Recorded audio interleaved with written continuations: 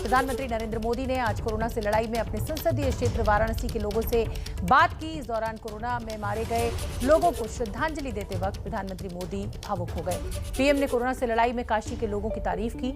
इस दौरान पीएम ने जहां बीमार वहीं उपचार का मंत्र भी दिया और साथ ही प्रधानमंत्री ने ब्लैक फंगस को नई चुनौती बताया।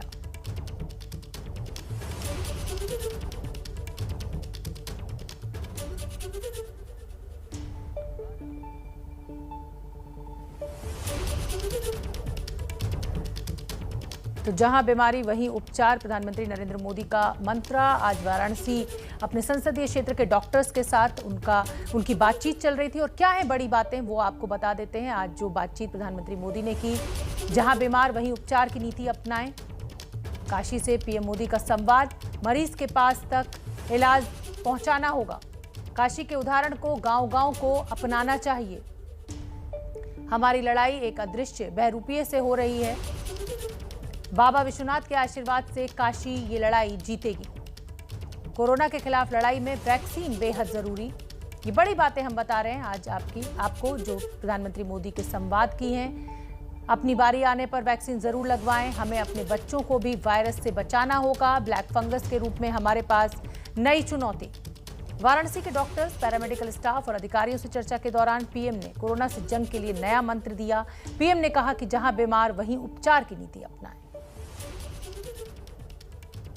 आपके तप से और हम सबके साझा प्रयासों से महामारी के इस हमले को आपने काफी हद तक संभाला है, लेकिन अभी संतोष का समय नहीं है। हमें अभी एक लंबी लड़ाई लड़नी है। अभी हमें बनारस और पूर्वांचल के ग्रामीण इलाकों पर भी बहुत ध्यान देना है। और अब मंत्र हमारा क्या होगा? हर व्यवस्था के लिए, हर इकाई के लिए नया मंत्र यही है, जहां बीमार वहीं उपचार। ये हम भूले नहीं, जहां बीमार वहीं उपचार। जितनी हम उपचार उसके पास ले जाएंगे, उतना हमारी हेल्थ व्यवस्था पर दबाव बहुत कम होगा।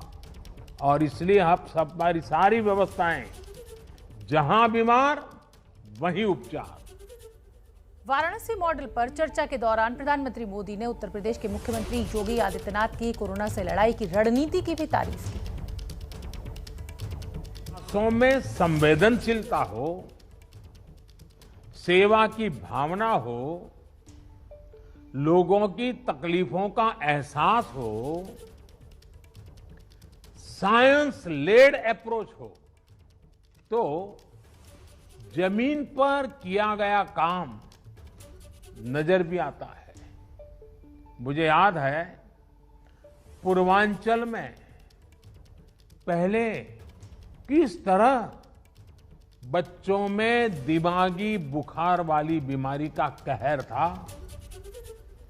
दिमागी बुखार से हर वर्ष हजारों बच्चों की दुखद मृत्यु हो जाती थी, अनगिनत।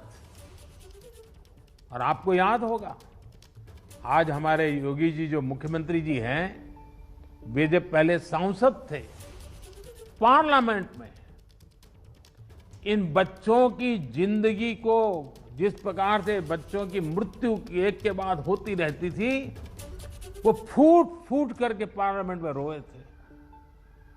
उस समय की सरकारों से वो याचना करते थे कि इन बच्चों को बचाइए, कुछ व्यवस्था कीजिए, रो पड़ते थे। हजारों बच्चे मरते थे और ये सिलसिला सालों साल तक चला था। योगी जी पार्लियामेंट में थे, करते रहे। लेकिन जब योगी जी यूपी के मुख्यमंत्री बने और भारत सरकार और राज्य सरकार ने मिलकर के उन्होंने दिमागी बुखार के खिलाफ बहुत बड़ा अभियान शुरू किया, आप सब बहुत परिचित हैं। और काफी मात्रा में हम बच्चों की जिंदगी बचाने में आज सफल हुए हैं। काफी मात्रा में इस बीमारी को हम कंट्रोल में ला पाए हैं। कोरोना के साथ ब्लैक फंगस की बीमारी की चुनौती पर भी प्रधानमंत्री मोदी ने चिंता जताई। कहा कि हमारा दुश्मन धूर्त बहरूपिया है। हमारी इस लड़ाई में अभी इन दिनों ब्लैक फंगस की एक और नई चुनौती भी सामने आई है। इससे निपटने के लिए जरूरी सावधानी और व्यवस्था पर ध्यान देना जरूरी है। अभी जब मैं आप लोगों से बात कर रहा था तो उसके लिए जो भी मेरे पास जानकारियां थी वो मैं आपके साथ शेयर भी की थी। साथियों, सेकंड वेव के दौरान प्रशासन ने जो तैयारियां की है, उन्हें केस घटने के बाद भी हमें इसी तरह चुस्त दुरुस्त रखना ही है। साथ ही लगातार आंकड़ों और स्थितियों पर भी नजर रखनी है।